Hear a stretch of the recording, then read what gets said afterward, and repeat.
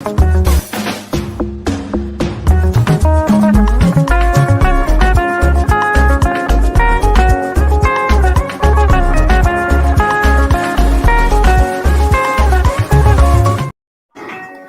ladies and gentlemen, and welcome to yet another edition of Between the Headlines on Focus on Liberia. My name is Dennis Jar, and we are broadcasting from Atlanta, Georgia. In this very special edition, I am happy to welcome all of you from around the globe. This is Focus on Liberia, where we educate, we elevate, and promote all things Liberia. As you may have heard, there is a breaking news that rocked our community where there are certain individuals who were indicted for selling fake nursing degrees. And those people, they have been indicted. And what we are here to do tonight is to discuss the impact this news have on the nursing community, the nursing profession, and healthcare as a whole. We'll also use this time to talk about the journey to the nursing profession, or what is the right way to get a nursing degree. The nurses that I spoke with said this is casting some blemish on their profession, and they want to let you know that not all nurses are acquiring fake credentials. So what we are here to do tonight is not to litigate the case or talk about it or pass any form of judgment. Our goal is to discuss the impact and also how to go about doing things and acquiring a nursing degree the right way. With that, I want to welcome my panelists tonight, all nurses. Let me start with our Focus on Liberia Health contributor, Abby Tyler. Abby, welcome to the show. Thanks also for coming. Thank you, Dennis. Thank you. And welcome to all my other fellow one NP and one nurse there. I'm glad to be here. Thank you. Next, I want to welcome Caroline Wallow. Caroline, I struggle with that name sometimes. Caroline is also a nurse. Welcome to Focus on Liberia. Thank you, Dennis. Thank you, Focus on Liberia, for having us tonight. Thank you to my colleagues, Ms. Abby. Of course, our own Mama G's Talk is here with us tonight, and the rest of the panelists that will be joining us. So, Diwat and everybody else that's listening, thank you for listening to us, and we hope that tonight will be an awareness into some of the things that is going on. So, thank you for having me tonight. Thank you. Let me also welcome Glendy Juniors, that's G Talk. When I said Glendy was coming, somebody said, "Oh, Glendy, that nice." I said, "Because you see Glendy on the politics now." Glendy, welcome to the show. Thank you, Dennis. It's good to be here. Yeah, Glendy is a nurse. It's good to be here. Want to welcome. Welcome. Thank you, Glendy. Glendy is a regular here at Focus on Liberia, and so we are glad to have you, Glendy. Let me also welcome Mr. Dwight Doga Port. Dwight is so far is the only male here, the male nurse. Dwight, welcome to the show.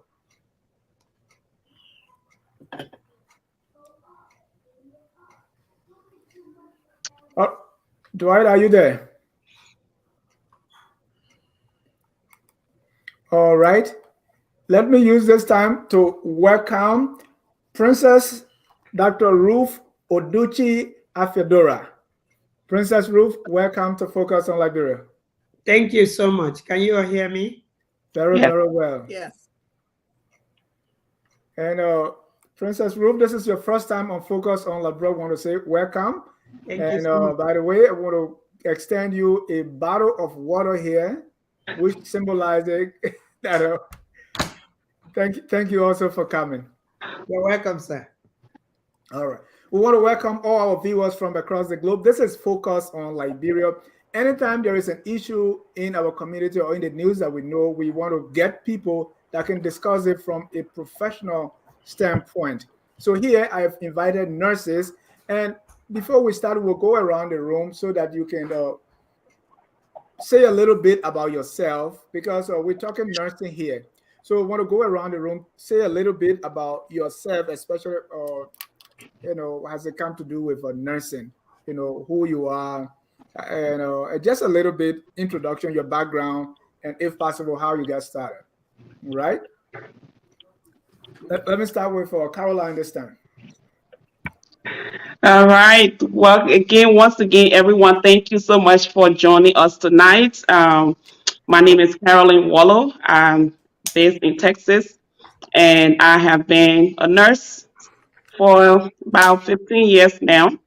Uh, Although you see the MSN there, but once a nurse is always a nurse.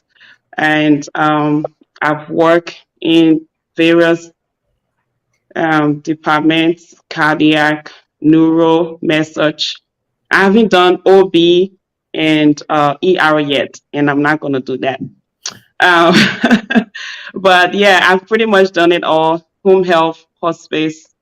Um, I started off as a CNA back in 2003, and I love it, and I haven't stopped since. So that's just a little background about my nursing career.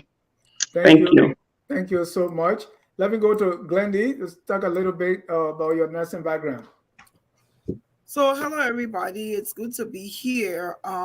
Originally I did not want to be a nurse.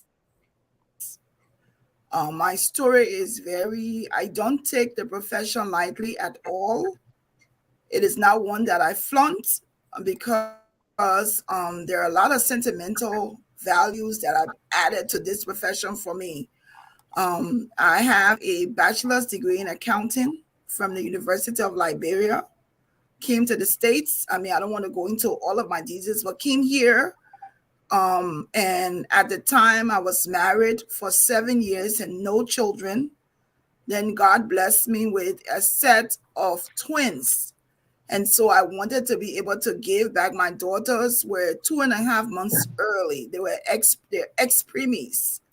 One of my daughters stayed in a hospital for almost 2 months.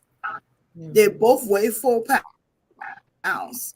And it was the dedication from the nurses at the VCU hospital in Richmond that caused me to change my career from wanting to be a lawyer to becoming a nurse.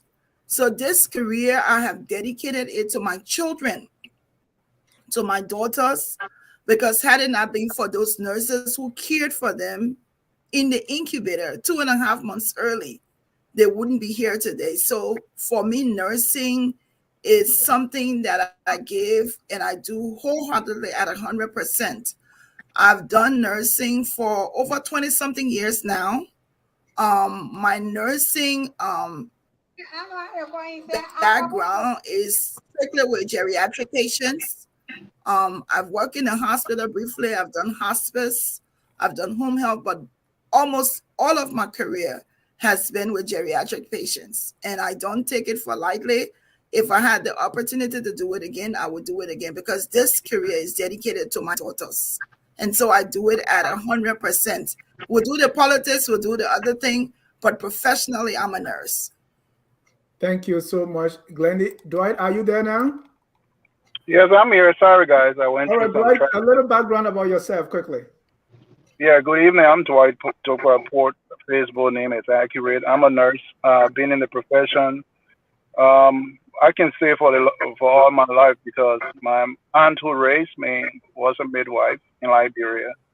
Little did I know I was going to get into the profession. I always wanted to be a journalist, but then I came to the States and transitioned into nursing because I had my uncle then in Philadelphia. He was ill, and I went to visit him. And in the room, he asked me what I wanted to do now that I made it to the States. And I told him that I wanted to continue in journalism, and he said to me, "Look around the room, Dwight. What do you see? Who's taking care of me?" And I said, "Nurses." And I came back to Minnesota and began my profession, starting off as a nursing assistant.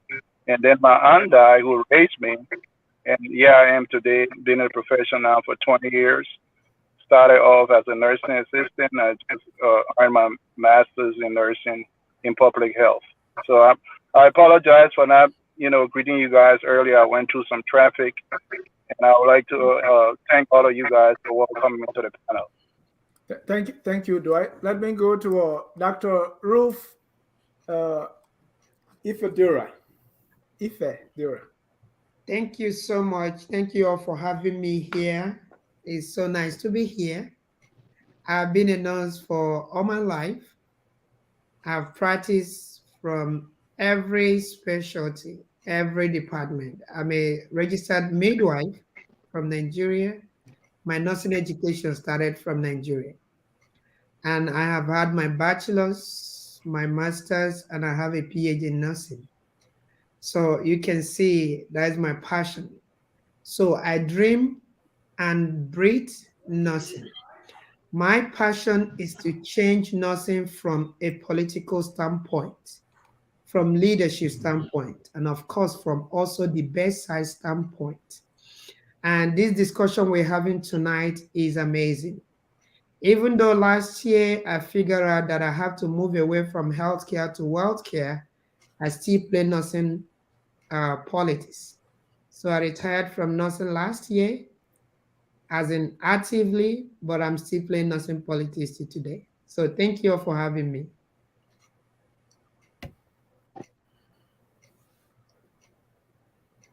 You're muted. Can you give more details? How you explain that? That's interesting.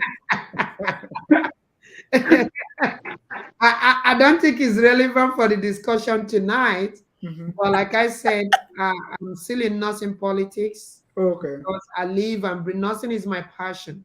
Thank I've you. always loved. You cannot talk about nursing in America, maybe among the Africans. By the time you reach 100 people, maybe you're gonna pick Dr. Ruth somewhere. And that's why when Miss Caroline said, Dr. Ruth, it's time to talk about nursing, I said, sure, that's what I love to do. Let's go do it. Thank you. Let me bring out FOL health contributor here, Abby. Abby, a little background about yourself when it comes to nursing. Okay, for those of you who don't know me, I am the health contributor focused on Liberia. I have my show every Tuesday at 7 p.m. It's on Look at It, Abby Tyler's Healthy Living page. If you haven't liked to follow, please do so.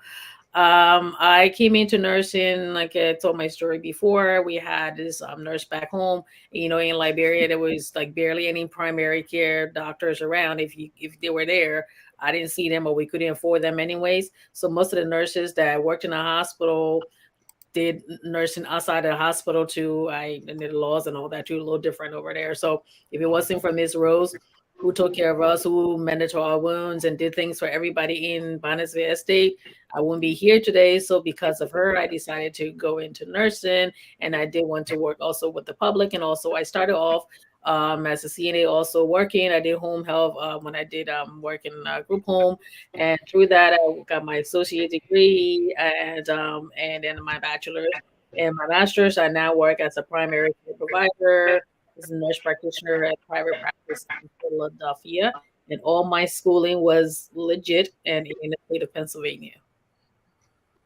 So happy to be here.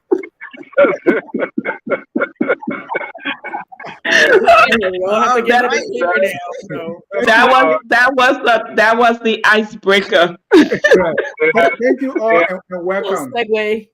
Oh yeah, that's a good segue because the news rocked our community here, and it's no secret what has happened. I played a short video at the beginning of the show, and this thing happened, and we all, we are responding to it. The politicians are responding, everybody is responding. So we thought to have the response from our nurses.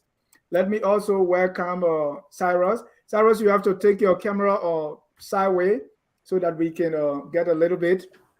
It looks like you are. So face your camera in landscape view, and then we can do rotation there. Just fix it so we don't have the black spot around you. So this is the news we are faced with. But Cyrus, let me get a little bit about you, a brief intro, and you can get started. Well, thank you for the invite to begin with. My name is Cyrus C. Max Doe. I am a nurse practitioner. I hold a master's in emergency trauma And as of 2 years ago, I acquired a doctorate in nursing as well. I've had years of experience in emergency nursing. I started at the bottom um, as a certified nurse's aide and worked my way to earning a doctorate. So vast majority, 99% of my experience has been in the hospital setting, more specifically in the ER. Also, I've had brief stints with supervisory positions and a little bit in education, but basically in the hospital setting. Thank you. So the first question I want to ask here is, we all know what happened. We heard the news. I want us to discuss the impact. First, when you heard this as a nurse, what was your reaction and how you feel about it and how you feeling right now? And this is a kind of, I want to see a water cooler discussion. Let's feel free and just discuss, what has happened, how you feel about it, and what you think, what the impact is. How does it affect you as a nurse? How does it apply to you and what you think about it? That's where I want us to start from. Let me start with Glendy. You would start with me, huh? Okay, I'm going to be very blunt. I was shocked. I was so shocked it just completely swept me off my feet. I was shocked, I was hurt, I was embarrassed. It took me maybe a day or two to really come back to myself, because the story involved people that, of course, we in the Liberian community are familiar with. No. So it was shocking. But what was shocking, what was even more shocking for me is that the struggle, the way I struggle to go to school, to come to leave Liberia and come here and want a second opportunity. Like I said earlier, I had a bachelor's degree in accounting. I wanted to do law. When I came here and had my daughters, I wanted to go to school. It was way past 10 years of high school.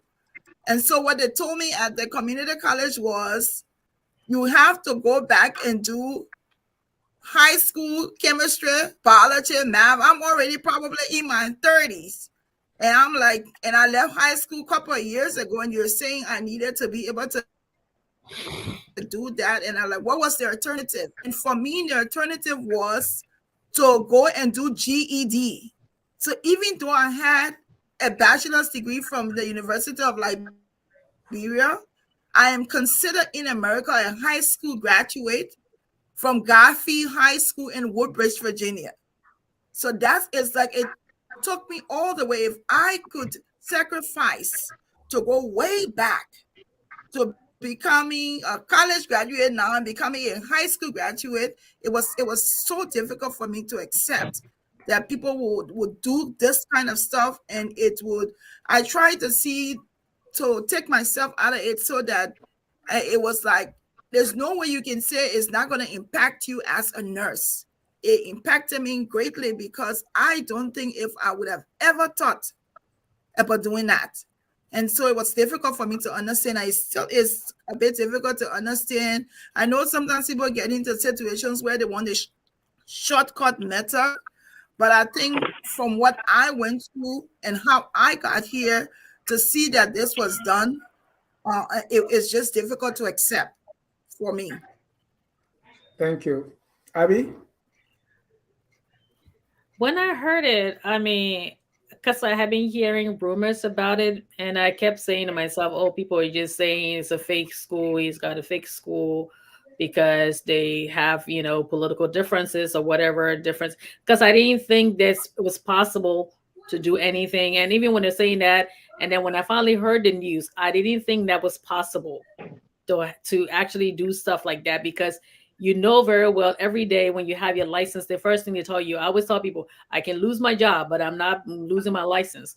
And you know how we treasure our license, you know how we work so hard. I've done a couple of videos on Facebook where I did one when I wanted to go into LPN school, and also when I was in RN school, how we work so hard. I mean, it takes everything out of you So when I heard that, and then the fact that part of it represented people from our community and also immigrant community, also, there's this negative thing about us already, and then had to, like, now you have always have to give a disclaimer and saying, so it was really hurtful. And it's just that when you think about it, people who went through that, and I understand sometimes that, like they said, somebody were already LPNs and some have foundational knowledge and all, but why would you go do something like that? And now your whole life and everything, it's just sad, when it really hit me, it's just really sad. And those who prey on people like that, it's it's it's like unconscionable. I can't even find the words. I'm still like in shock that that happened, and then that magnitude of it too. And I'm coming to Dwight and Saros now because you're male nurses. Dwight, I was at a program where Dwight was encouraging males to get into the nursing profession. Dwight, when you heard this story and it came close to home, what was your reaction? How are you feeling right now? Well, I would just piggyback off of what the previous nurses said. It was a shock, as you alluded to. We're just celebrating our brother Cyrus' graduation, and here we are, got to battle this thing. And coming from a male perspective, that we still have 7% um, in the nursing profession. I'm still shocked, and I took to Facebook and I posted my. I mean, it was a knee-jerk reaction because from the initial comments and posts that were coming from people, it was the generalization and painting everyone with this one brush that maybe other people acquired their degrees and their diplomas in a fraudulent manner. So the first thing that came to me was trying to clear the air and settle the scores and say, hey, this is not across, it's not coming across, and we are not all in that box. Some of us stop, and tell you the truth, a lot of people didn't know I was a nurse as well. So yeah, I am coming back now and swimming out of the mud with this big old fraudulent thing. I'm like, let me throw this out there just so other people can use it as a stepping stone to come out and say, hey, we got ours this way. And it hits you hard when you know you work over the years. And I'm not going to, bring the corporate into this right now, but I would just like to appeal to the Liberians out there that they should give this thing an opportunity for it to go through the proper channel or the proper mechanism to figure out the flaws and where it happened.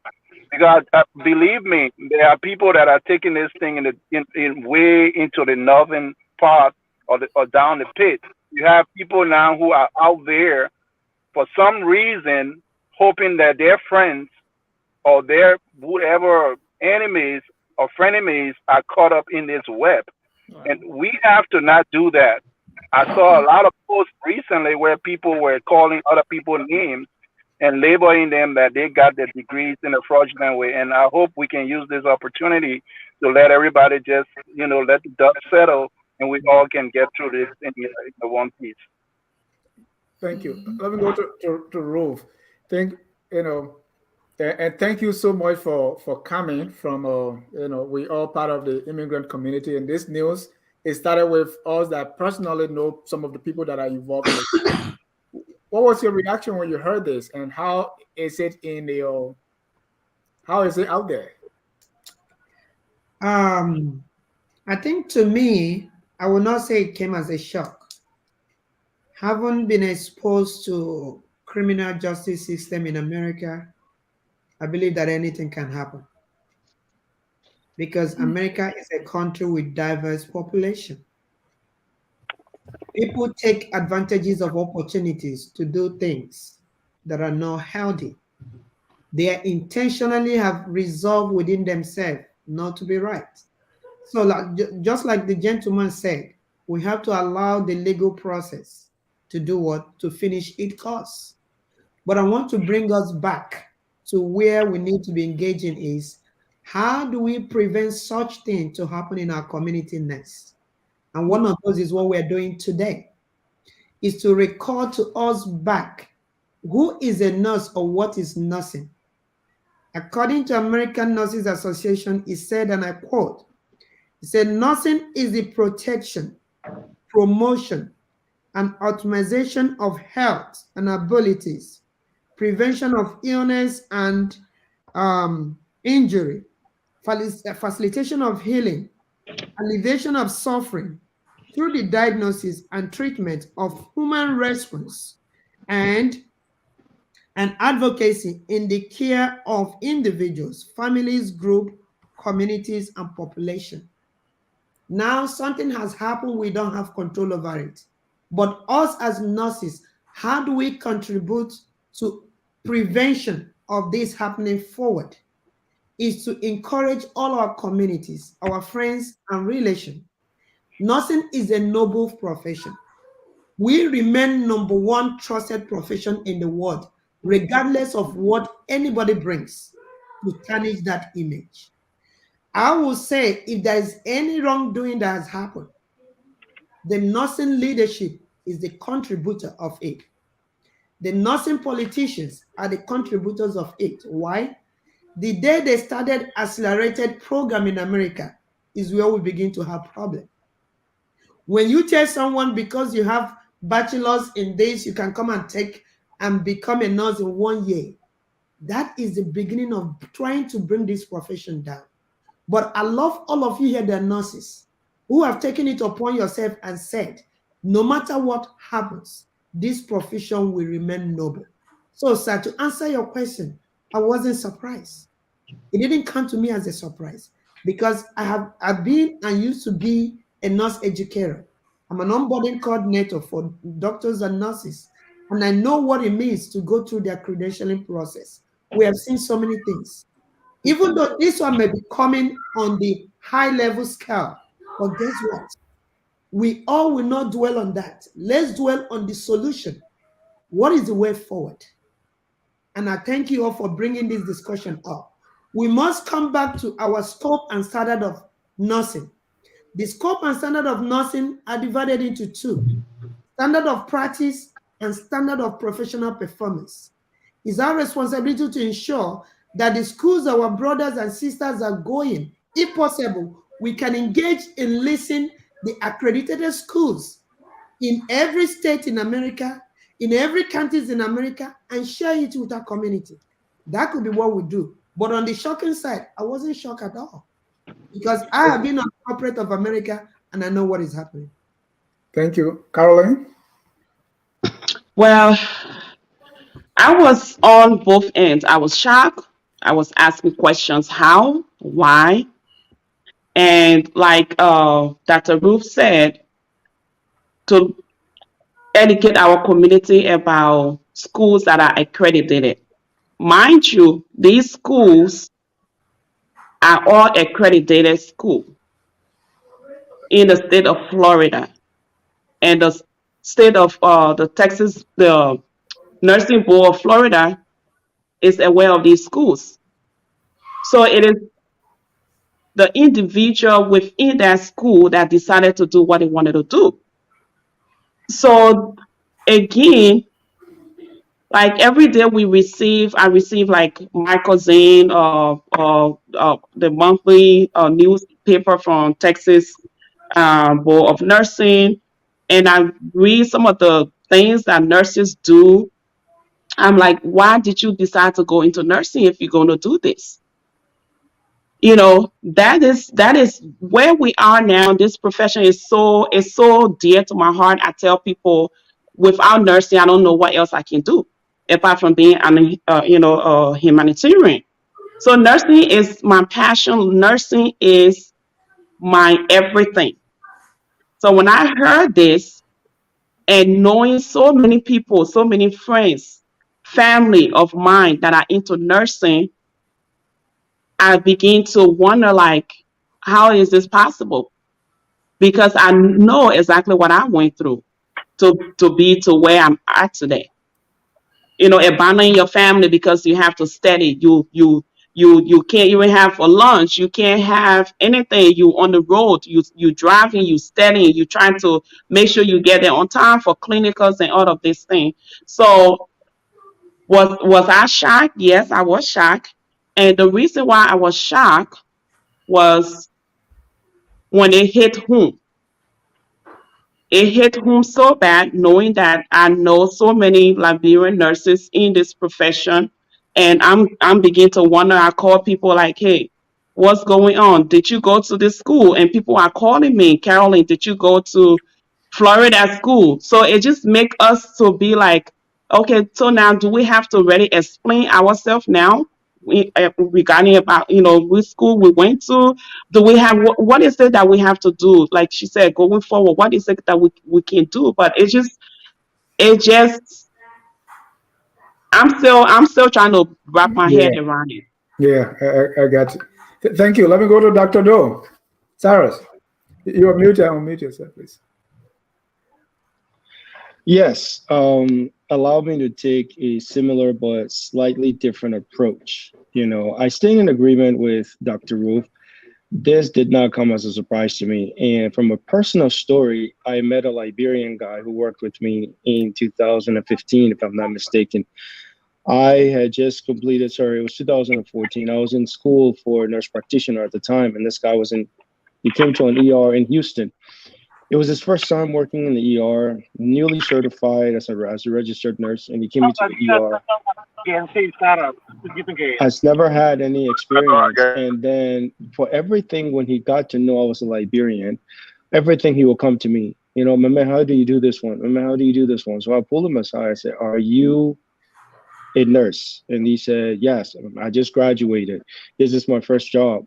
He came in through agency, and I'm like, "Well, this is not the right place. Where did you go to school?" And I clearly recall the conversation. He went to school in Florida. I don't remember his name. I don't remember the school, but my guess is he's one of those people. And I've met several other people, Liberians, Ghanaians, Nigerians, in the same nursing field there in Houston, who from their work ethic, it just looked so different. I almost got, in one instance, I almost got a dead patient in report. Well, not that I got a dead patient in report. This nurse said, "Oh, you don't have to go and test out." Sorry, I'm kind of, she's a Nigerian, was giving me a report. "Oh, I did this for this patient. I did this for this patient." When I went and did my assessment, initially I caught up the report, went to do my assessment of this patient. This patient was dead. So, and I told her, "No, I can't take this patient." It became a huge deal. We had to write reports and all that. And so we did all of those things. Well, allow me to say something positive about the profession. Number one, this profession is bigger than any one of us, individually or collectively. It's bigger than any one of us. So, what has happened, I'm glad that it has come to light. It will have effect on each and every one of us. Yes. My father called me and said, "Hey man, I heard this. I just hope you're not part of it." And I laughed. I'm like, come on, you know me, you know what I can do academically. And so no, I'm far away from those things. And he's like, "Yeah, I just act as a concerned father."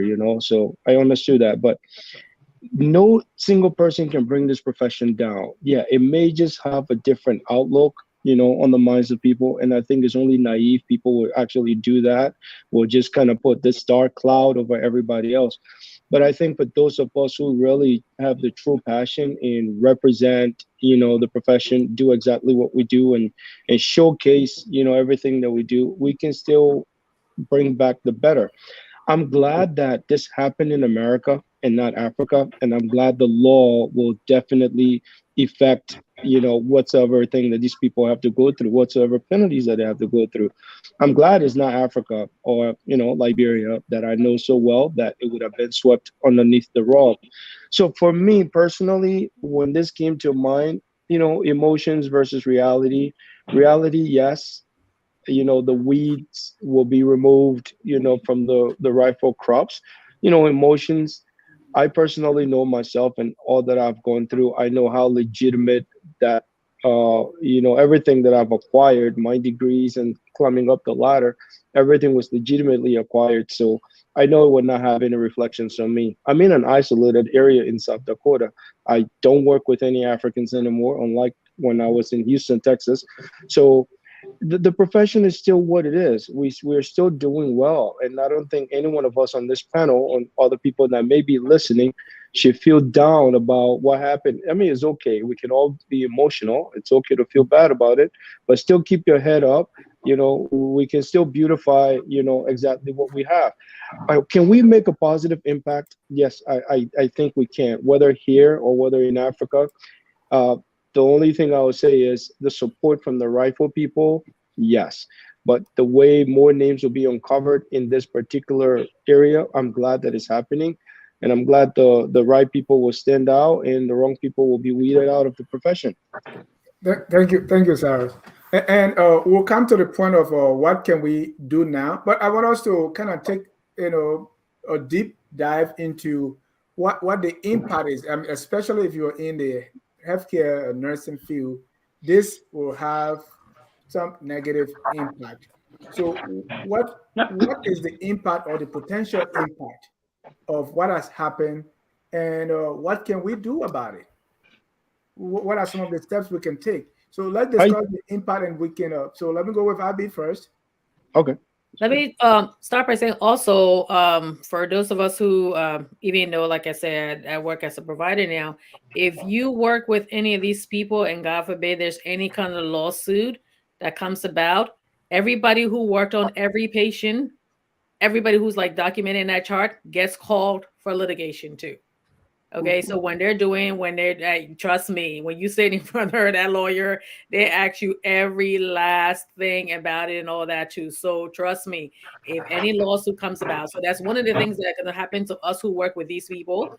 So I don't know if I work with any one of them, but if there's any kind of lawsuit that comes, somebody says, "Oh, this person working on my mother or my father or this and all that," and the hospital, the legal department calls every nurse, every respiratory therapist, everybody who worked on that patient, and everybody has to sit for that lawsuit. So it's not just okay, just as people who are just gonna be let go and the license be revoked and all that, but you also stand a chance of going to that. So everything that you document on that chart, and you can't remember everything. That's why it's important now for moving forward for nurses who are coming into the field, those who are coming, other people working in the field, in the hospital too, and all that, or in healthcare setting. Make sure when you document correctly, because, like I said, I always say you're documenting for court. Always remember that you're documenting for court. So that's one of the things that if they call me now, I've been out of the hospital for almost 3 years now. I have to remember everything that I wrote and the patients that I took care of. I'm not going to remember, but hopefully, that doesn't happen. So one person mistake or a group of people who decided to do this has put everybody else's, work like up to the forefront now, and it's scary. Good. Already, Yeah. we heard it was reported in the news that 26 nurses in Delaware had their credentials annulled, and 22 in Georgia, right where I am, 22 of them. So this is, you know, I don't know how far it's going to go and what else is going to be done. But what's the impact so far, Caroline? So, like Abby rightfully said, yes, there will be also that thing that we all have to, look out for. The other impact that I think will have on this profession is the process will be more tighter. Like when you try to apply for the program, there will be a lot of process that you have to go through. Now, right now you do your prerequisite, of course. Then you apply for the program, you take your entrance exam, and then you get selected into the program. But I see that it's going to be little more work done to be accepted into the program. The vetting process is going to be a lot now. And of course, when you try to sit for your NCLEX, there's also going to be a lot more things that is added. Take for the example 9/11. Before 9/11, we just used to go to the airport. Our families would take us all the way to the gate. Now that doesn't happen anymore. So when something like this happens, it has a lot of impact on the profession. It doesn't even matter if it's nursing or whatever profession that you are in. So I would take it from the point where when it comes to the entrance into this program, especially in our community setting, like, there will be a lot of eyebrows that will be raised with this. So it will make it difficult. And with the shortage that we have already in the nursing field, there will be a lot of shortages that, the 22 people just got suspended or revoked. That facility is now looking for nurses. So it will have impact on nursing, entrance to the program, and also the work. There will be a lot of shortage in the facility. So I'll just stop right there for now. Dwight, what do you see as the potential impact? Let me go to Dr. Roof. No, I'm here. Okay, go ahead. Yeah.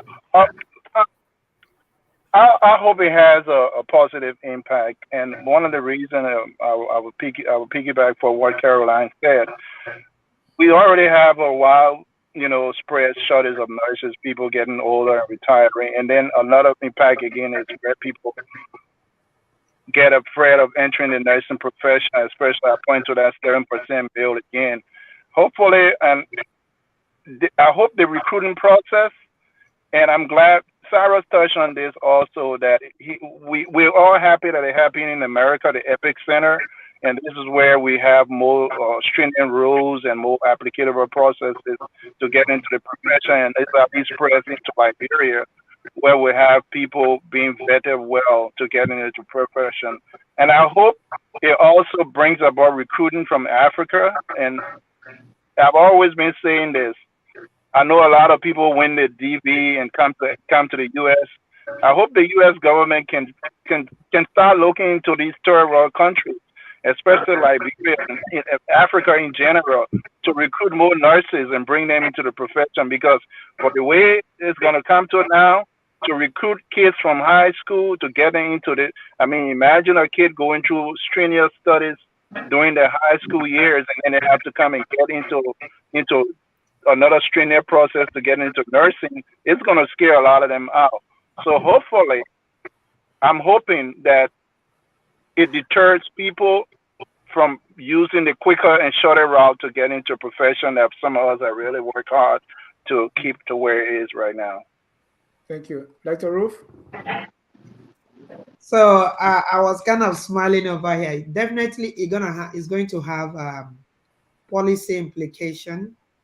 It's going to have legislative implications, and I hope they will be able to evaluate and see how we get here. Okay, it's going to have implication, but yet we're yet to see. Again, what I said before, we have to wait until the legal process goes through and they figure out and tease out where the challenges came from and who did what. But for my brother that just spoke, we were shortage of nurses in Africa. So you're asking them to go take more. So what is going to happen to our brothers and sisters that is in Africa? Because we are trying to take the brain drain back as a brain drain, and you're trying to push for that. But by the way, that is true. I always have said, educate yourself very well. Avoid shortcuts. Shortcut will always take you. Every time you clock into work as a nurse, whether you're a nurse practitioner, whether you're a doctorate nurse, whatever level you find yourself, any day you clock into work, your license is in front of the courthouse. However, if you begin to engage in shortcuts, your litigation level increase by 100%. Yep. Think about that. Okay. So it's going to have an impact. It's going to impact the way the public even look at us. Mm-hmm. Now, you're coming to defend yourself. Did you go to Florida? Even when you didn't go to those schools, just for the mere fact you went to school in Florida, you become and we're already fighting a nursing profession in America. I'm a nurse educator, like I said before. I was. One of the things you see that patients can say, oh, you will not take care of me. Now, the patients now will have the capacity to say, oh, you went to school in Florida? No, you will not take care of me. We're going to see that coming. We're going to see it happen. So it's going to have implication. The other implication could be negative, where some of these people, like my brother say, are providing substandard care. They don't Mm-hmm. forget to their patients. All they care is to clock in and clock out. That's all they care. Yeah. As long as nobody dies, they are fine. That is why, as an educator, when I come across the nurses at the bedside and I ask them questions, for example, what makes you give Tylenol, or a doctor ordered some kind of medication? and they tell me the doctor ordered it, it's because the doctor, I kind of get angry. You are the last distributor. You are the patient advocate. Are you giving this medication just because the doctor ordered it? What if that doctor have made a mistake? Right. Right. What if that doctor have made a mistake or the pharmacist delivered this by mistake? Mhm. Well, your assessment skills has to be at par for you to be able to provide the quality and evidence-based care. And because of those substandard education, it has an impact on the quality of care that this group of people may offer. Yeah. So it's going to have a lot of implications around us. Yeah, thank you. Glendy, let me ask you this. What the report that I read said this happened because it happened with somebody we know from our own community, we immigrants, and those of us who are not nurses, even whatever you're doing. There was a time I went to apply, I went to a job fair, and by the time I got there, the person told me, "Oh, all the warehouse jobs are over." So I said, "What make you think I came for warehouse job?" So already, if you have an accent, you are from Africa, you get to a place, you have to perform maybe 3 times everybody else. Do you Yeah. think this is going to impact, especially the African community, the immigrant community in Florida? They say most of those that were impacted or that bought those fake degrees were people Haitians. So is it going to, are people going to single us out now as part of the impact, especially when you get there and you are not as you don't have okra in your mouth? They say, okay, let's see where you're coming from. I think it will, because even if there was 100 other um, people from other countries, the fact that there's one Liberian, that there is a Liberian amongst that group, is going to have an impact on. I think everybody have said what's going to impact us. And I think some of the things you can do is, if you know some of those, you may not know them, but I mean, the news is everywhere. If you work in a community, where one of the things I did 2 days ago was I sent a message to my boss. I said, you probably want to be proactive and check all of the nurses' degrees, because we don't want to be stigmatized in the building, where people now they're gonna be saying, "Oh, you're from Africa. Oh yeah, what school did you go to? Did you do nursing in Africa or did you do nursing here?" I've already had people asking me and say, "Oh, you are a nurse? When did you become a nurse?" So those questions I don't have time for, because I think I'm at a place where I don't have, and I said that to Caroline, I'm at a place where I don't have to validate my degree to anyone. But I think it's going to force us to be in the corner where we have to do this because of this stigmatization that's going to be out there.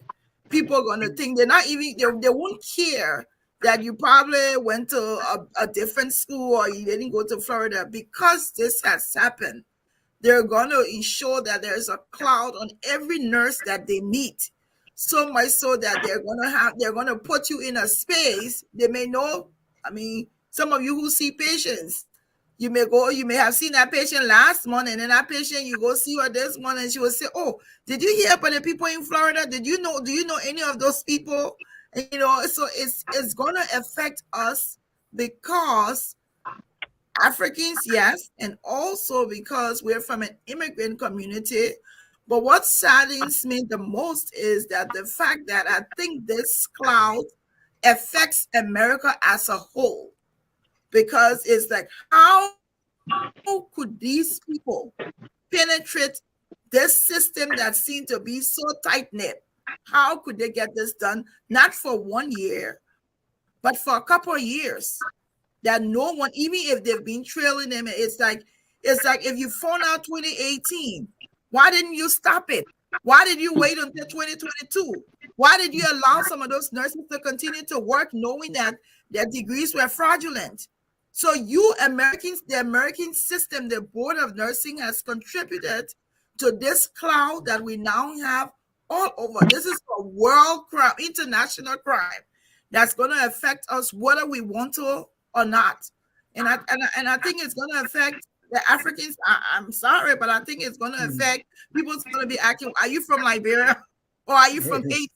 It's going to affect us, whether we like it Right. or not. And we are not discussing the case. So regardless what the outcome may be, even if all 25 are set free, Mhm. this is still going to have an impact. Sarah, do you think that on your badge now you have to put the name of your school? No, I don't have to put the name on my school, but I agree with everybody who is saying I don't have to put the name of my school. I agree with everybody who is saying it will have an impact. Yes, it definitely will have an impact, mostly on us. I think the recruitment process is going to be difficult. I doubt that schools will allow or employers will allow or take students from West Africa, all of the countries that I've mentioned. Like before September 11, when you just apply for work and you get it, and then after September 11, we started to do mathematics and little English placement tests and little reading and comprehension. I think something like that is going to be instituted just to verify that you have the level of education that you say you have. I know for many schools here in America, trying to get into the nursing school, you take either the T's test or you take the I Let's forgot see. the one that I took. It's been more, yeah, tapes or some other ones. I forgot the one that I took several years ago back in 2004 or something. They have to I forgot that. But people have will to. be allowed. People will be, yeah, HESI. Okay, people will be allowed to take that. But it's just going to be very difficult for students from Mhm. Liberia. It's going to be difficult from students from Sierra Leone. All those countries that are affected. Now back to us. You know who you are. You are legitimate. For as long as I can remember, there's always been stereotyping. So I'm not proud to say, hey, I was born and raised in Liberia. I will always be proud to say that. If I need to prove anything to my employer, which I'm supposed to, yeah, I will prove to my employer and get you my college transcript. There is proof to that, So I have nothing on my career that says I've ever attended school in Florida or I've ever lived in Florida. So that wouldn't have any impact on me.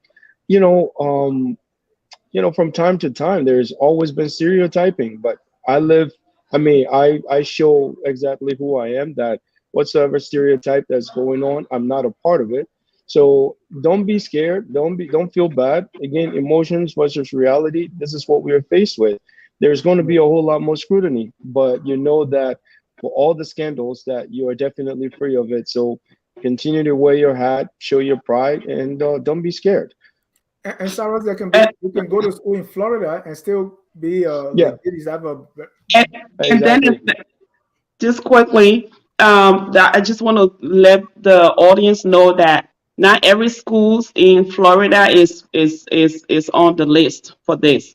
There are legitimate schools in Florida, and I'm glad they were able to tell us which of those schools that were doing this fraud. So I just want to let some of you guys that are watching that went to school in Florida with, and again, when this kind of thing happened, they kind of generalize everyone. So even if you went to school in Florida to school that was not involved in this, there's still the stereotype and stuff like that. So again, it I won't even limit it to the African community or the immigrant community because I'm sure there were some Caucasian people that went to these schools, or even some Right. of those people that went to the school before this thing happened. They also, going to be affected. Although some of them got their degree the right way, but if you read what happened, I think this thing started back in like 2014, 2015. So what happened to those people that went to school before then? So it also going to have an effect on these people. So we have to be, like mindful of that. Like Sis Glennie, when I spoke with her, she's like, I don't have to prove myself to no one. And that is true. And Cyrus just said that too. We all know we've all been in this nursing field for more than 10, 15 years. right. And in order for us to have stayed long in this profession means that we constantly educating ourselves, constantly doing our CEUs and doing all of the things that is required to remain in this field.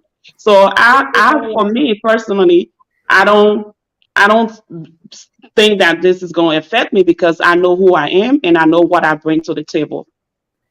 Abby Also, Caroline just for said you hope you get it the right way. let me So I just want us to talk about what is the right way. Okay. Can I just add something before we move on?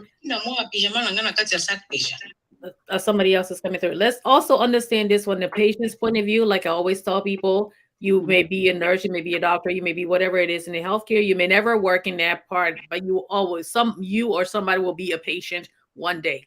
So Yes. just look at the patient from the patient's point of view. Okay, if that patient is skeptical, you have to you just have to like swallow your pride and say Mhm. no.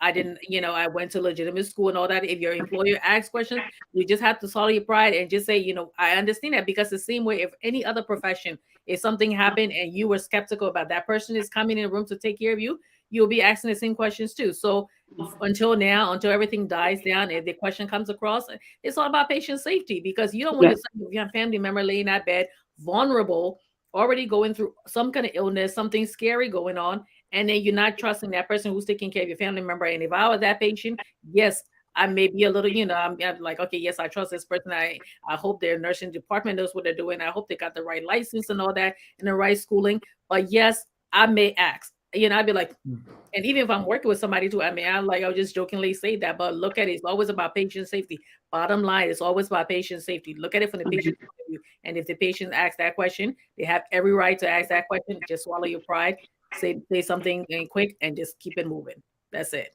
Because it is what it is. We have to go through that. And it's Yes. not just gonna be, I'm sure they'll be asking everybody to, because even if you go on TikTok, they're making fun of everybody. It's not just Right. saying Florida nurses. They're not calling one race, they're saying Florida nurses. That's how they Yeah. say it. So Go ahead, Ro.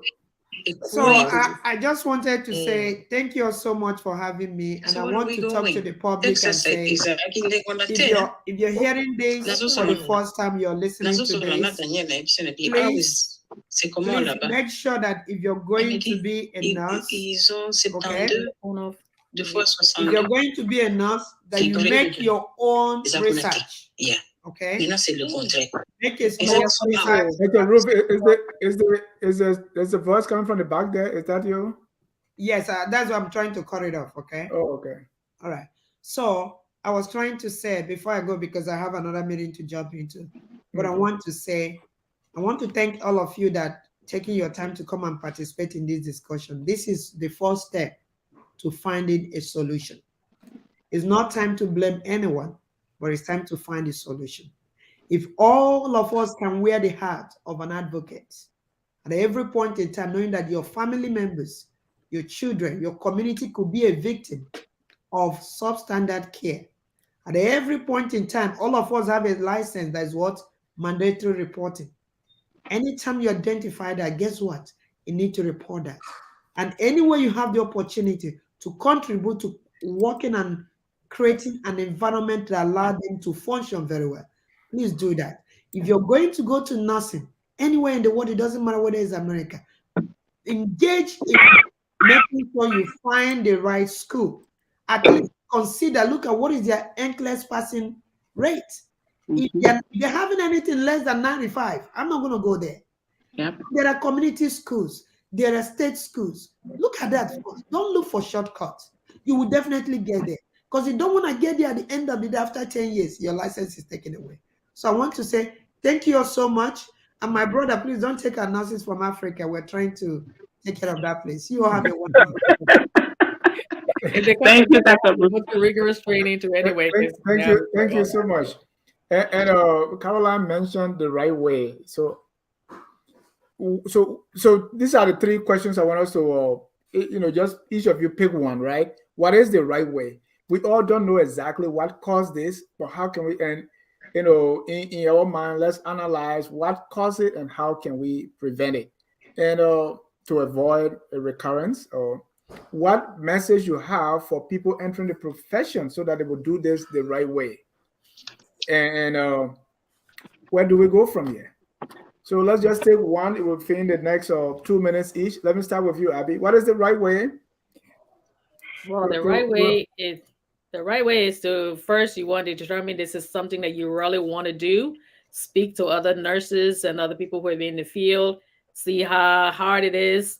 Make sure that let into the sweet part. Don't just look at it and say, "Oh yeah, the money and this and that." See, listen carefully to what they're doing and see everything that goes into it. If time you spend away from your family and all that, so and how long it's going to take and the stress and everything. And if this is what you really want to do, also you want to make sure you have a good support system, especially people in your household and other people you can talk to freely. Have all that in place. And if it's what you really want to do, then you start going through the process. Because if you're thinking you're going to go through it and it's going to be just that's and also thinking that okay, I want to hurry up and get there because I have my family back home or I have other things that I have to do and other thing I want to accomplish, move this. Don't think no, don't take the short way out, the shortcut out, okay? It's going to be hard. I tell people straight up, it's going to be hard. It's not easy. Make sure you dedicate yourself to it and then you start the process so somebody else can start to, get to the next. I don't want to take over all the answers and all that. But most Brenda, important, when you say start the process, what is the process?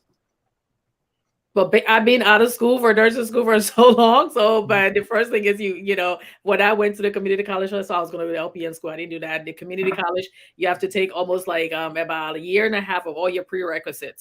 So you're taking all your when I was doing it first, I was doing it to go to the bachelor's program, and I started the associate program. So you're doing your psychology, your nutrition, your humanities, your math and science, everything else, anatomy and physiology, one and two, everything I wanted to, it's like different parts, your comps and all that before you finally get into the clinical setting. So you have to pass all of that first, or your prerequisites. Of course, you would have to pass with a certain grade point average before you get into the clinical setting.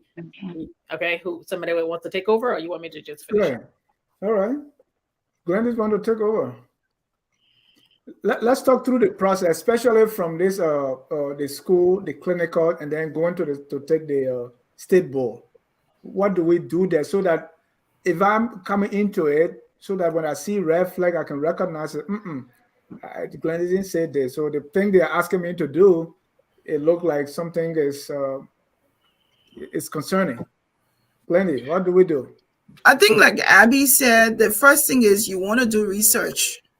I Yeah. encourage anybody who wants to go into any field, whether nursing, whatever, you need to research it and see whether this is something that you want to do. So you find out about all the different steps. You also want to be able to find out about the financial implications. Will you be able to make the grades so that if you need FAFSA, if you need student loan, if you can pay your own tuition, if you're working at a job that's going to do tuition reimbursement, you want to follow up on all those things.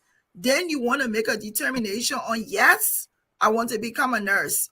But you also have to figure out every nursing career has a time allotted.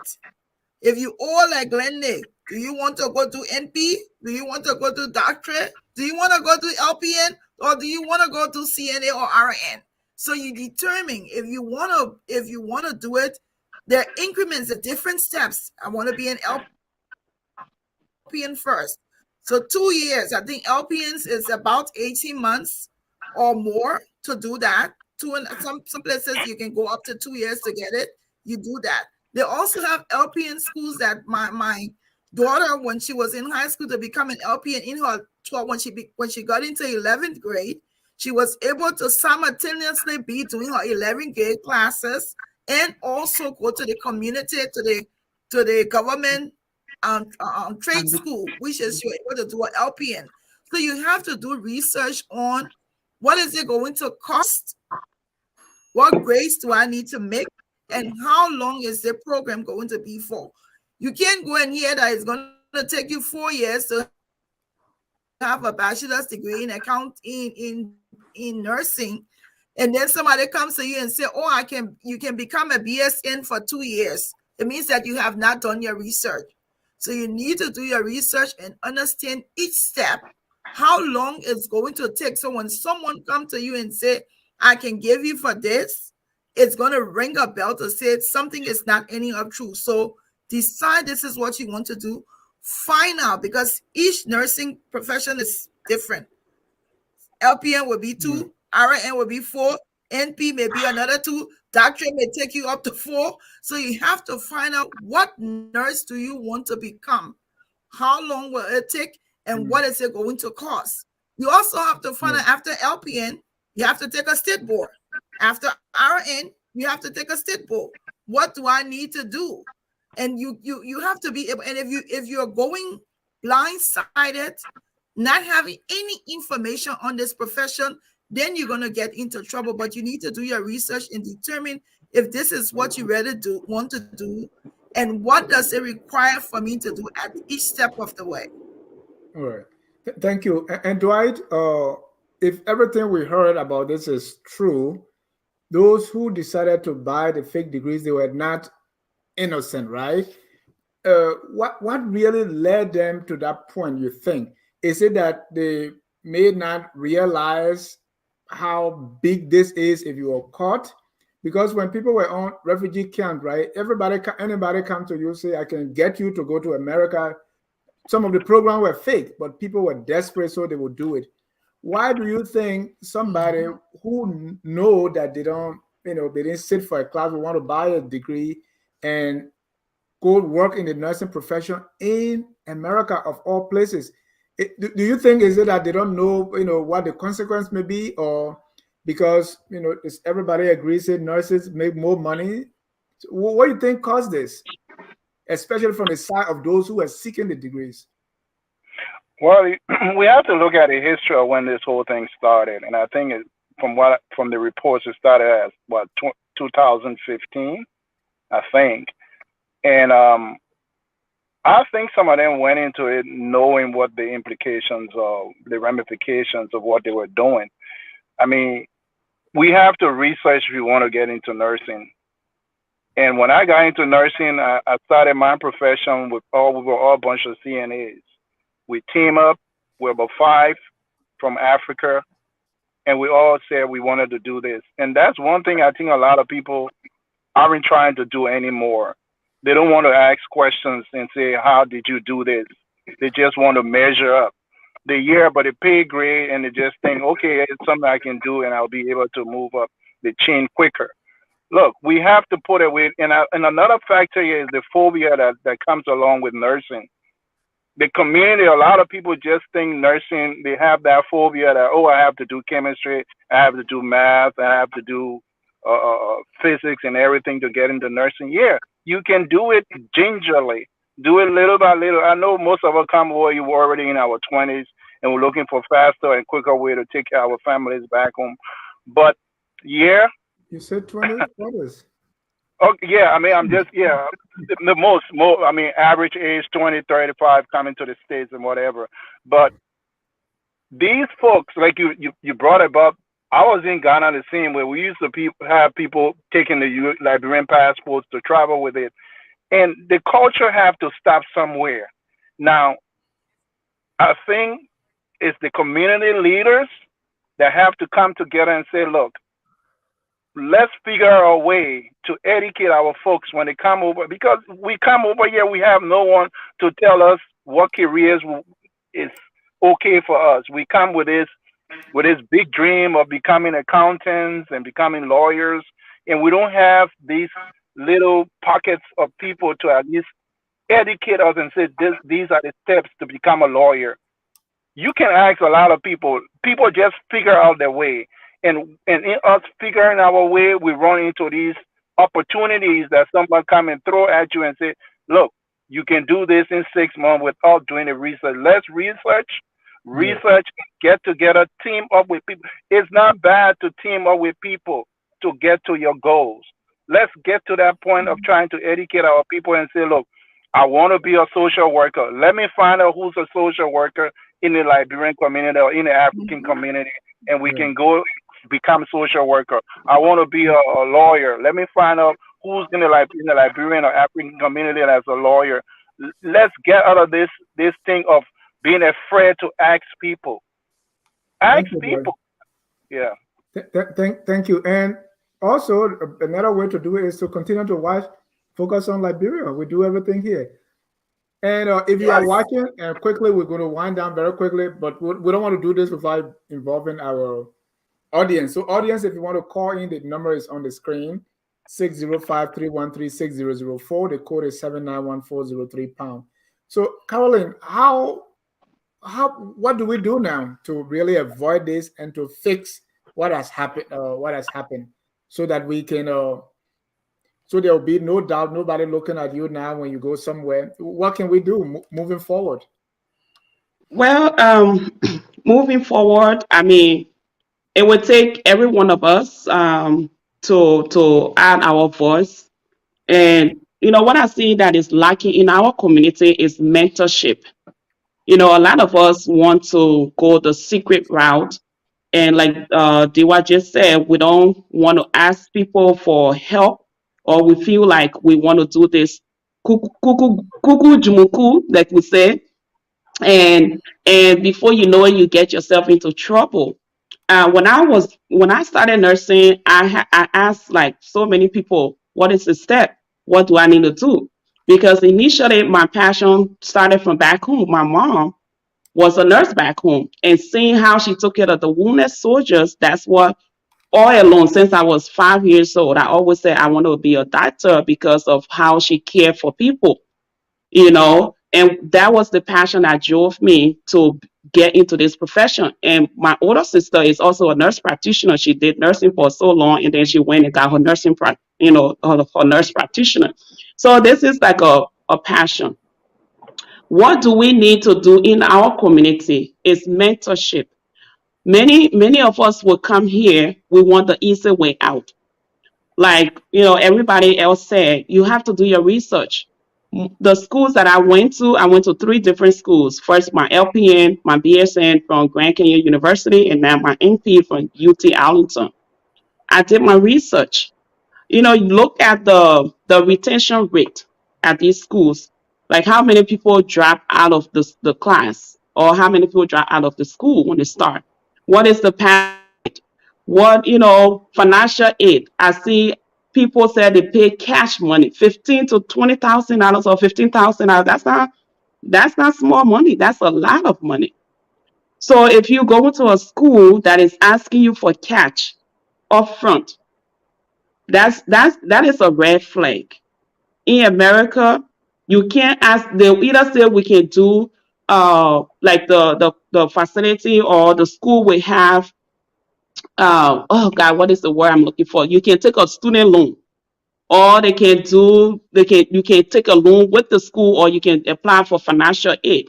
So any school you go to that says bring cash, that right there should be a red flag. No school should be asking you, especially when it comes to nursing, to be asking you for 15, 20, $25,000. Okay, so and then another thing too, you have to, like Abby said, you have to want this. You can't just jump up to say because Carolyn is a nurse or because Abby is a nurse, so I want to be like her. So that competition mentality in our community we have to also talk against that. How can we go forward? Again, just doing the research. People that want to get into this field, make sure you do your research, make sure you talk to other nurses, people that have been there before, that have gone through the struggle. Because I'm so glad, like a lot of us here, we all have our stories, the thing that drove us into this profession. It was not just because somebody else was doing it, so we want to do it. It's a passion that Yeah. that drove us to do this. Thank you. And that passion sometimes is pressure, right? Oh, my friend married nurse. Oh, you because you get plenty of money, right? So Right. we have a lot of colors that are lined up. So Cyrus, quickly, what's the way forward? If you can give us. Yes, please. Let me correct everybody that's saying research, research, research. Number one, I don't want to say ignorant, but not a lot of people know what research is. If I want to go to a school, this is a career that you're talking about. So, no, Carolyn, number one, you're aware of the nonprofit organization that I set up called Association of Liberian Nurses in America. That was one of the purposes. When people come to America, to direct them on the right path. I can cite about three people that have talked to me about nursing and I've directed them, and they're all successful nurses today. One of them lives in Philadelphia and has direct experience. She went to school in Liberia. She has direct experience with a lot of these, fraudulent people. She followed my advice. Number one, I advise people from going to private school. Like Sis Glendy said that there are time frames for achieving some of these programs. So go into school where they tell you the program ends in 1 year, you can get your LPN in 1 year. I tell people no, avoid going to private schools, avoid going to these schools. I myself would direct them on how to go about finding out pertinent information, accreditation, pass rate, and and all that stuff. And if we can find a graduate who went to that school and tell you how it was, then that's actually a whole lot more specific. I went to school in Mississippi and I direct people there. There is a girl that lives in North Dakota that I personally directed to the college in Mississippi, and she's on her way there. We'll be starting in the summer. So those are way to do it. We can't all just openly say go and research, go and research. And Carolyn, if I may maybe subtract from you a little bit, it's not like we don't have mentorship. We do. From my experience, a lot of us Liberians are not humbled people. Mm-hmm. We don't ask the right people. We ask people based on birthstones. There was a girl who went to TNIMA, went to Minneapolis, and just asked anybody in Minneapolis. When somebody said, "Hey, direct, go talk to Cyrus. Or talk to this guy. His name is Cyrus. Give her my number." She called me. He's like, "Oh no, this other person said this." And I told her, "Listen, I've been here. I've been in that profession. If you choose to do that, I mean, not in a sarcastic way, there is Mm-hmm. no one way to direct people. If somebody is interested, you talk to the right people. There is Facebook. Talk to people who know people to direct you to the right people. Preferably talk to somebody in person. That would be just my recommendation to all these people that went to the schools in Florida. you know did they want it? These people knew exactly what they were doing. They Yep. knew exactly what they were doing. They knew exactly, like, hey, all that I need to pay is 15,000 and I can work. The field is easy. So this is coming to me. But I would say, in short, the right way to direct people is for those of us that are knowledgeable, lead these people on step by step, holding their hand and walking them through the process. If we leave them alone, they will wander off and not know exactly where to go. I've personally made phone calls on the behalf of other people too, and they're well off, quite honestly. Yep. Right. And those things doing it, as you said, has an organization will help because not many people will find that one person. But let me bring in some colors here. Colors, there are so many colors. So if you call, please, or 1 minute max so that we can close quickly. These are nurses. Their time business is not easy. The first caller here is Cyrus McGee. Cyrus, you are live. Go ahead, please. Thank you, Mr. John, and let me say thanks to all the wonderful people on your platform tonight. Glendy and the rest of the team, thanks for your service. Thanks for making our community proud. When this came out, I felt for people like you, professionals that are on here tonight, because like Glendy talked about in her opening, I have my second daughter who was born 5.5 months. She stayed in the NICU for almost 3 months in the incubator. She came out today. She's a success story, almost 7 years old. But then on the back of that, my wife came home 2 weeks after that child was born on a C-section. She had to go back into emergency. Guess what? There was a young nurse at that hospital that night in Minneapolis who could not even find her vein. Found her vein for an IV. Spoke her for almost 10 times. An old lady who was almost walking with crutches that came to the room in less than 5 minutes, saw my wife's vein and was able to put her drip on that got her alive today. So when that broke out, I'm a living witness of what professionals can do. So that's why we say it's something that should have happened. So as to weed out the wrong people from the professions, especially in America. I don't want to be long, but I listen to Sarah talk about mentorship. But I will urge you nurses with this. On the back of this, especially in our community, start to visit those high schools, those junior high school or middle schools. Encourage those young people.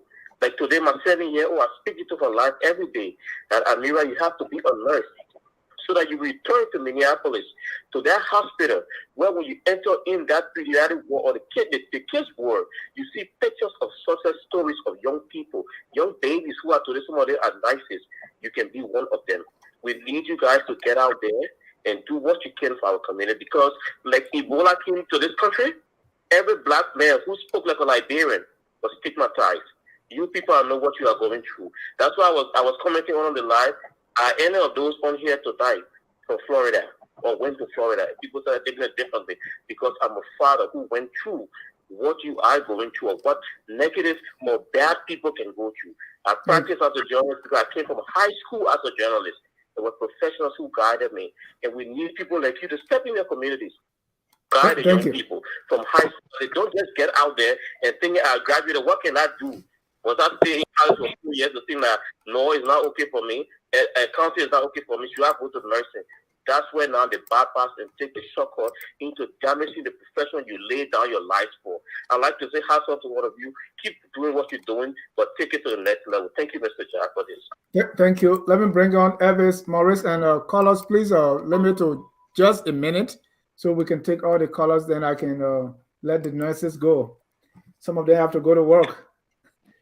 All right. Thank you. Thank you, Mr. Again, I just kind of want to echo what the last caller said. Your platform can also be used as a platform to bring in professional people. I know you have a lot of professional contributors on this platform, lawyers, doctors, engineers. You can have a show where they can talk about how, the pathway to get, to be an engineer, a pathway to be a lawyer. This is what some of our, the OAU is supposed to do, or the OL, whatever they call it, the Organization of Liberians in America. They're supposed to be doing things like this. That's one of the main reasons that organization, was set up to help mentor other Liberians to become professionals. I think your platform can be one of the platforms that can bring that to us to a digital form. A lot of young people don't know what to do with their lives. A lot of young people are looking for opportunities, but sometimes they're thinking things are way too hard than it actually is. So seeing somebody like nurses or doctors or lawyers who can tell them the steps and and things that they need to do, even if it's not personalized, into a mentorship, but through your platform as a medium to help them step by step. And then the last thing I want to say, those people who bought those documents or those things, they can't claim innocence. There's something in the law called purchaser, a purchaser in due course for value. Meaning, aka, if it seems too good to be true, it is. You can't buy a $1 million car for $1,000. You definitely know there's either something wrong with it or it was stolen. So if they're buying a degree that's worth way more than $15,000, they know they were doing something wrong, and they will be held liable to the law. Thank you guys so much, and thanks to all the other nurses for what you do. Thank you again for accepting my call, Mr. John. Thank you, Evis. Let me bring in G.S. Kemo. Mr. Kemo, you have a minute, please. Okay, brother, good evening, and good evening to my beautiful sisters and brother. I'm sure that, look, it's true that, my question is this, the people who got the degree or the fake degree, did they go through, like, going to take the state board and pass the state board? Is there any problem if you just go and study and take the state board? Right. So then my next thing is like Sis Granny said, someone always came in this country like I came here at the age of 40, and I worked, fought, and brought all my children, and I was still working, and they all went to school, they graduated from college. I was 60. I decided to go to the aviation school. I graduated at age 60. But there was no advice. I didn't seek advice from anybody. I was just sitting one time listening to radio, and then they said, aviation school in Virginia, Manassa, you can go there, you can come and go. I drove, I went there. I didn't got no advice to say, no man like you, your age for this course, after the course, you might have problems. I graduated at age 60. I got an interview with Bowie in South Carolina, but after you graduate, you have to go do your own state board too. So COVID came. After my interview, I was supposed to go on. I still remember that day, March 21st. I was accepted to go work with Bowie, and then they were going to train me. And then that week, I started announcing COVID, and we were out of this thing. But I just started to say that I'm not advised for my age to go in that thing. Now, after COVID, now, I'm 64. Nobody can hire me in that position. I just took all that loan for nothing. It's on me now. I left. I went to do my own business, transportation. It's also hectic. So This is what I'm saying. Your show is very good. You need to start advising the young people who going into this area.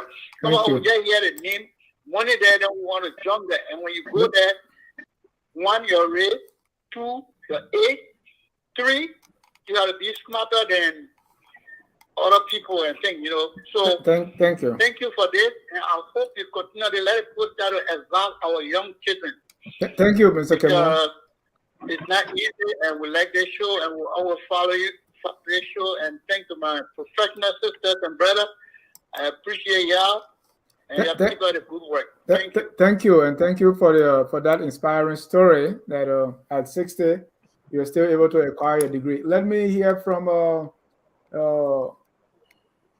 Madam Smith. Hi, everyone. Thanks for the show. I just wanted to say, throw a few light on what's been discussed. You see, nursing is a bedrock of healthcare in this country, right? And what basically happened just like literally expose the vulnerability of the healthcare system. So I told people this is not just going to be like a regular case, because what the Americans do is they take a problem or they take a case and they build legislation around it. We saw that with I think it was Bernie later in the 80s or in the early 90s with the fall of the Wall Street and stuff. The people build all these legislation to protect you. So this is going to have a positive impact because the nursing board, which is a very, very difficult institution, they are going to work to build up laws that's going to protect health care for the nurses and for patient care. And also it's going to be negative impact because it's going to be very difficult for students. Like right now, even to get into healthcare, it has gotten more difficult, and it's even going to be worse. And it's going to be harder for our nurses that come from abroad because nurses can come from Liberia, take a state board and practice. This is just going to be difficult for them. But so we're going to have policies built. We're going to have legislation that's going to influence it and more stringent processes. However, I would say anybody want to go into nursing, ask questions as we all are talking. There are no shortcuts. Some of us started as LPN. We ended up as advanced practice nursing. And it took a while. You can do it little by little. If you don't want to build up the student loan, some of us graduated with no student loan. If you don't want to build it up, do it gradually as you go along. But there's no shortcut into here. Just do it the right way so you can be proud of yourself. Thank you, for patient safety, because it's a lot of liability. Thank you. Thank you, Gwen. Thank you so much. Two more callers here, and then I can pass it back to you. One is 469 area code. Your name and where you calling from?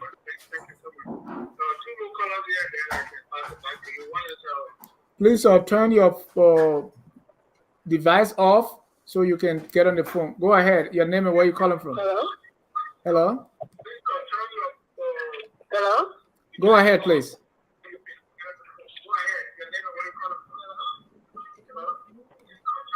Yes. I guess this. All right. Can y'all hear me?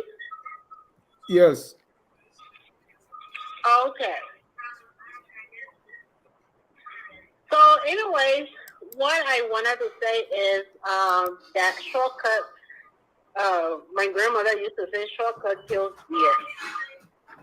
And so this is what's happening. This is Helen DePaul, by the way. I am in Dallas, Texas. I am here in support of my real LP over there, Miss Caroline Wallow. But anyways, is there a process if people come to the country that already have a nursing degree or have some level experience, instead of going through the entire process all over again?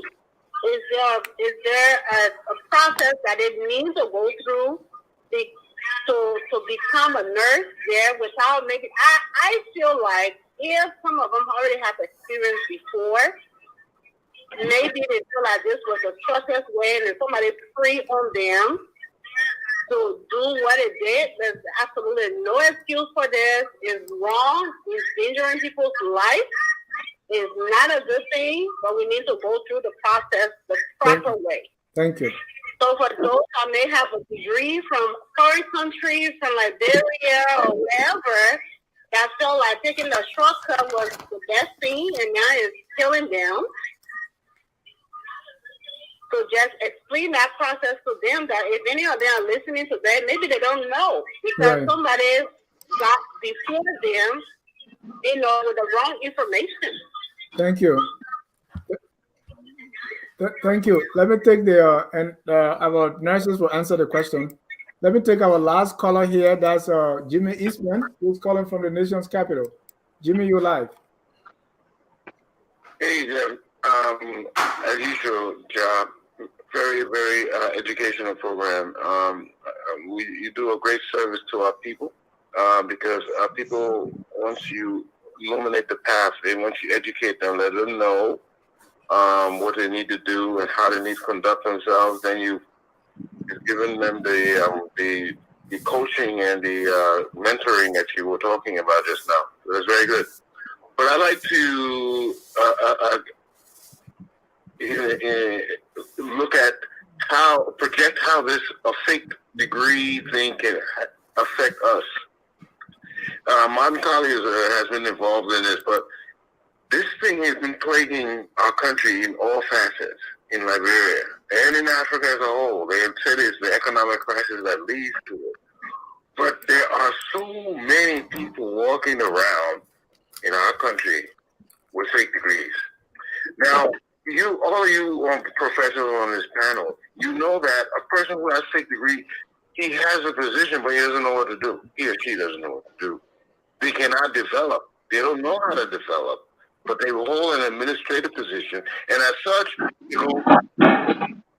the industry, unknowingly to them, they don't even know. You can't take it anywhere because you don't know the next step to do. And our country, at this point, we're at such a critical junction, that we can't afford for people who don't know what to do to be in charge of places.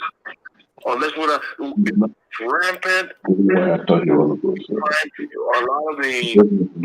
lot of the mediocrity is due to people fake their degree and impose themselves, and nobody's checking them out. So I just wanted to say we need to this thing needs to be addressed at home even more, because these people here, they picked that up easily. But how many years has this been going on in Liberia? Can you imagine the extent that it has affected us? That's why I just wanted to introduce if anyone wanted to comment on that. Thank you, Jimmy. Thank you very much. Those are all our callers. So as we wrap up, I want you to answer those questions. There's one question about the process, especially for nurses coming from other places coming here. The second thing is another question is about what's wrong with someone, as long as they can pass the state board, they can just go on and work. And so we can answer those two questions, and then you will give your closing comments. Cyrus, let me start with you. Yeah, so for those people that may have been educated in other places around the world, there is a committee. It's based out in Philadelphia, Pennsylvania. It's titled CGFNS. I think it's Council of Graduates for Foreign Nursing Schools. So they can interpret your certification or transcripts and equate it to, what's allowed here in the U.S. So if you came to the U.S. and settle up in Minneapolis, and then they evaluate your transcript and try to equate it with what the Minneapolis nursing board, not Minneapolis, but Minnesota nursing board recommends. I know for the state of Texas, it's difficult because Texas want you to have certain courses like Texas government up to 1800 and all of that. But there are some ways around it. If you already have the degree, then there is no recommendation unless you're educated here in the U.S. But if you came from out to here, then Texas has a jurisprudence test that you have to do, which there are books for you to study from that and be able to pass it. Now, for the nursing, just getting a fake degree and going to contest or sit for the NCLEX, it is doable. You can read the NCLEX book up and down, and back and forth, and try to acquire as many things as possible. One thing that the nursing NCLEX teaches, or the test is about, is how you apply what you've already known. But there are books that are designed to just really educate you on how to answer questions. So if you can practice and practice and practice, some people recommend daily practices, at least 5 hours a day for 3 months, you can sit for it and pass it. You can. So it is possible. But the only thing is, whatever you sit for the test is quite different from what you're going to really meet in the field. You walk into the emergency room setting, you see somebody bleeding from neck with a knife. I mean, people get, from experience, there was a new nurse in the ER, and we had a patient that came in with gunshot wounds. And when she saw how profusely those people were bleeding, and she was just shaking, she actually became a patient. So it's quite different. You can sit for the NCLEX without knowledge. You just study the questions, know how to practicalize it, know how to apply it, sit for it and pass. But the work field is different. But again, just to say, the CGFNS, Council or Committee of Graduates of Foreign Nursing Schools, they have a process. You pay some money, they interpret your diploma and equate it to your state board of nursing, and then that allows you to sit for the NCLEX in that state and get licensed. Thank you. Your closing comments. Let me add to that first before you get your closing comments. Yeah, when I get his You can. closing, I will come to you. I'm not closing. You're no. Please don't say you. Most of those people who went to the test, they have foundational knowledge. Okay, most of them, apparently they were either nurses in their home country, or they were already LPNs, or had some kind of foundation knowledge. You can take the test, doesn't make you a nurse, because you have to have the clinical knowledge. Okay, you have to stay clinical in school, take care of real patients and all that too, and then sit for the test. So, and most of the people who are taking the test, they were taking in states where you can take it very frequently, and something called test retention. So yes, you can pass it, but if you imagine 30% passing rate, it's not impressive. So please, you can sit there and study and all that too. Don't even think about it. We've already gone through that. Don't just sit there and take the test. No, go to school. You have to have clinical knowledge and all that baseline foundational clinical knowledge, and go and take the test, because you can sit there and study for now to next year. You took that test, you passed that test, and then 5 years later, you'll be right where we are. Okay, Exactly. Yeah. possible, but I would encourage that. And No, you Thank you. Yeah, also hold on, Caroline. I want us to close now. So whatever comments you give now, I don't want to keep you so long. So you can give that advice and use that same time to give your closing comments. no. Okay. Sorry. Let me close. Says Abby, the license is what makes you a nurse. Okay, professionally, the license is what your practice is different. Your practice is what defines you. But for somebody to call you, for somebody, and I agree. No, I agree. Foundational knowledge. Yeah, you're educated. I can't look at you to say you're educated. You show me your license. Okay, yeah, that's a nurse. Now, how you practice is something entirely different.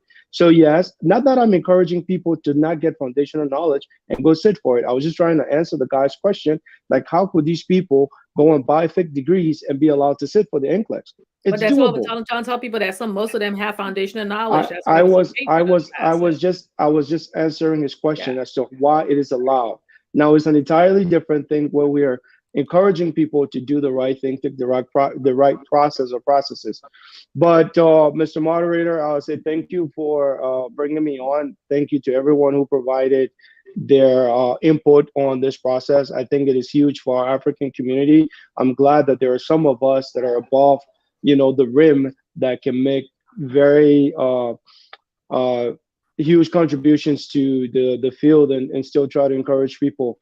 To everyone watching, I am available. If you don't know my phone number, reach out to me on Facebook. I know individuals that did that through Messenger, and I responded. I provide the best advice that I can give, and some of those people are working. It is my dream for every one of us to be successful. I did not want to be a nurse. To be honest with you, I really did not want to. The moderator is my uncle, is my mother's little brother. So it was one person that encouraged me to say, hey, man, just take something parallel. And I'm glad that I listened and I'm here. I love to encourage everyone to be as successful as I am, if even more. So I try to do the best that I can to show you the ropes. Do not take the paths of those people that acquired fake degrees, because there are consequences. Use every available resource or resources, including me. I'm available at your convenience. Again, thank you, Mr. Moderator. Mr. Moderator, thank you, Uncle Dennis. Thank you, Cyrus. Glendy, you're closing.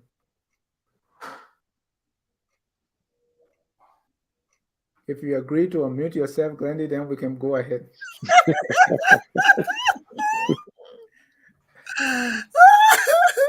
Thank you, Dennis. I think it's been an interesting time. Thank you to everybody who came on.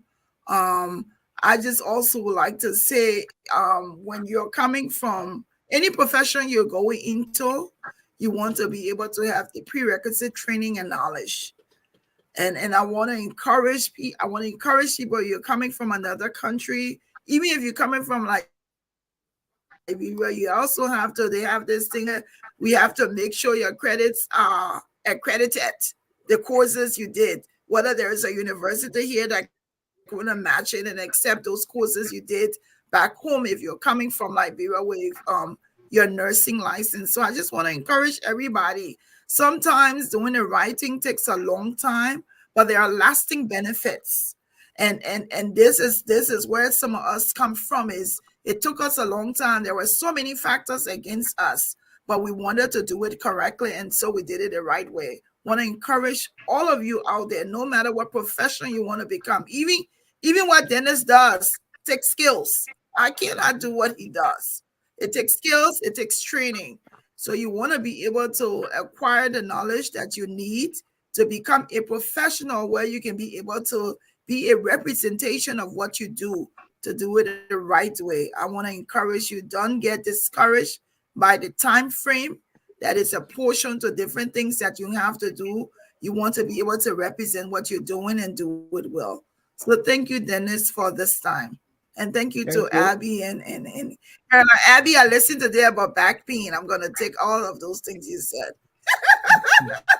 Thank you. Let's go to Mr. Port, right? Yes, thanks again, Dennis, and thanks to Caroline when she reached out to me and invited me on the panel. Great show. I appreciate everyone that came on. Look, I would say taking from Drake, start from the bottom.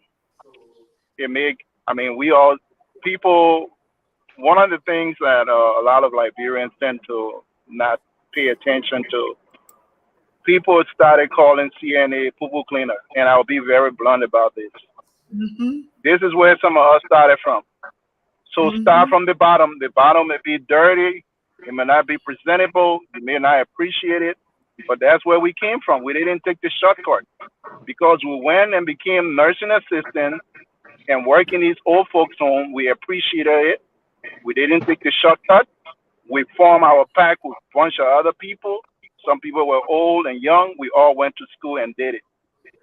About that thing about the guy who's asking about somebody coming over and can they just take.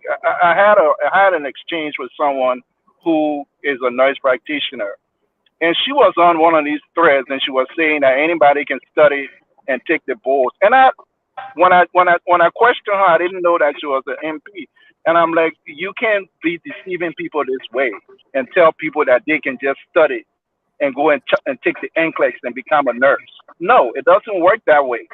You have to put in the time. There are practical hours you have to do. You cannot just tell somebody because it's a critical thinking test and you can just go and take a book and study for 7, 8, 9 months and challenge the boards. And then when you come onto the floor and you can't tell the difference between CCs or giving somebody 2 milligrams of medications, that's wrong. There's a practical skill to everything we do. I cannot go and tell someone that I can open the hood of the car and change the battery when I didn't go through the practical skills. It's the same way, and it's even worse when you're dealing with people's lives. It's not trying to put a zinc on a house. You're trying to save somebody. You're trying to reduce somebody's blood pressure, someone's blood sugar levels. It's different. So look, Right. I will encourage people. I will encourage the men out there. We only 7% in nursing. Let's talk to your friends, team up with your friends. No matter how old you are, let's do this together. We can all make the world a better place. Nursing is a profession that you can work day, night, evening, so many disciplines. I'm in pediatric nursing now. I'm taking care of kids on ventilators. I never thought I was going to do it. but we can do it. And thanks again, Mr. Jar, for the opportunity for us to come. And thanks to Caroline and the rest of the panelists, you guys. Thank you, Caroline. Well, thank you again. Focus on Liberia, and I think Duet mentioned what I was going to say regarding somebody just studying and taking the test and then come to proclaim to be, a nurse. There are processes that people go through, and hopefully after this show, some of us here will we have different platforms and our social media pages and stuff. We will probably go and start talking about some of the process that people have to go through. You have to do the required courses. You have to do clinicals. You have to basically nursing school. For me, I didn't have life. I was going and coming, and up to now, like I always make the joke, the back of my hair hasn't grown because of nursing school, just from the stress of it. And my friend was like, Carolyn, these people are getting nursing licenses and stuff in 10 months, and you were in school forever. Why? Because you have to put the time. You need that clinical skills. You need that basic foundation. Yes, I know that there are people that have high IQ that will study tests and what have you and go sit and take a test. That doesn't mean that they are the profession of that, they are who they are. So we got to ready let people know you have to go through this. It's a tedious phase. It costs a lot of money. It costs a lot of time. You can't take the shortcut because guess what? We are dealing with people's lives. We took an oath to say we are giving everything to take care of people. This is life and death. So no one should lie to you if you are planning on getting into this profession. Do not sit there and allow anybody to tell you, oh, pay me this amount of money and I'll get you a nursing degree that will, make you to go sit down for the board. That is not right. So for those of our sisters and brothers that want to go into this field, reach out to any one of us on this show today. Reach out to me, Abby, Glenny, and any one of us that is available will guide you through the process. Again, nurses, we are advocates for patients. We advocate for our patients. We educate our patients, and this is who we are. Our profession is a very uh, prestigious one, and we can't sit back and allow anything or anyone to tarnish that, to take that away from us. That's why we had to come out here to talk about this. I know it's difficult for some people. I know it's difficult for some of our friends that are listening and stuff. There have been some people that already pay money to this school, to get a degree that they didn't work hard for. What happened after that? So again, take the right route. Do not take shortcut. By you sitting for the NCLEX doesn't mean that you are a nurse because you did not go through the proper channel. And for the question about people coming from Africa or from other country that wanting a nursing degree, they, like you said, you can send your transcript from your school. The nursing board will review it and determine if you are qualified, if you meet the standard to sit for the board. If there are courses that you need to take, like intermediate courses and stuff, they will let you go to a school to take those courses in order for you to sit for the exam. This exam is not steady and go take it and automatically you become a nurse. That's not how it works. So with that being said, I want to say thank you, Sis Glenny. Thank you, Abby, Dewad, Cyrus, everyone. Thank you for coming on. Dr. Ruth, thank you so much for coming on. And hopefully we can, continue this discussion another day. Thank you so much. Abby, you got the last word.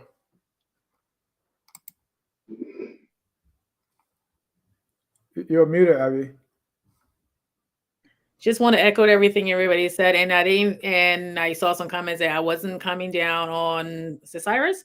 I just, you have to do the work. and try to put in my Liberian accent. First of all, like, I always say it, and people like to deny it.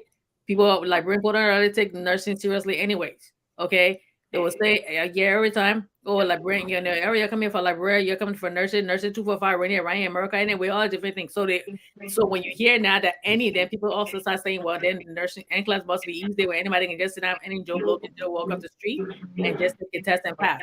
So we have to, we have to put that respect back to our profession, because and people see nursing also, especially the African movies, and they think nurses cannot find their way out of a wet paper bag. It's like, oh, everything you just sit there and frozen for the easiest thing. Okay, so our field is very prestigious and very respectful. Let's make sure we tell people that and remind them at all times. Yes, you have to go through the process. You have to take your prerequisites. You have to do your clinicals. You have to do your clinical labs. You have to pass all the tests, everything together, and pass the test. And you want to make sure the first time you touch a patient shouldn't be now when you go into the field. Okay, so let's put that, say, yeah, just because you can pass the test does not make you a nurse. That is the reason why people's license were revoked. Okay, it's not saying, oh yeah, you passed it. Okay, well, you got your license anyways, and this thing came out, you're okay. No, it was revoked for a reason. All right. So, but bottom line, I want to say thank you for having this show. People out there, again, like, they're going to ask us, patients are going to be skeptical for very good reasons, because if you or your family member is laying in that bed or sitting somewhere and somebody's coming in that room, you want to make sure that person has been trained to take care of you and take care of you effectively, because you're already scared and going through everything. You don't need that person sitting in front of you and not prepared or trained well enough to take care of you. Okay. So thank you all. Again, like I said, Abby Tyler's Healthy Living page. Please like and follow every Tuesday at 7 p.m. Eastern Time. And then I also put my, daily videos on. So like and follow, and for more health information. And I'll see you guys next Tuesday. I also did a show right below this post. So go back and watch and all that too, and give me a thumbs up. Okay. Thank you for all my other colleagues. Nice meeting all of you for the first time. Glendy, thank you all for watching Women with Words. I follow you guys too. Good night, Dennis. Thank you to all. I gotta go do my patient charts. On that note, we want to say good night and God bless you. We are Labira. Labira is our home.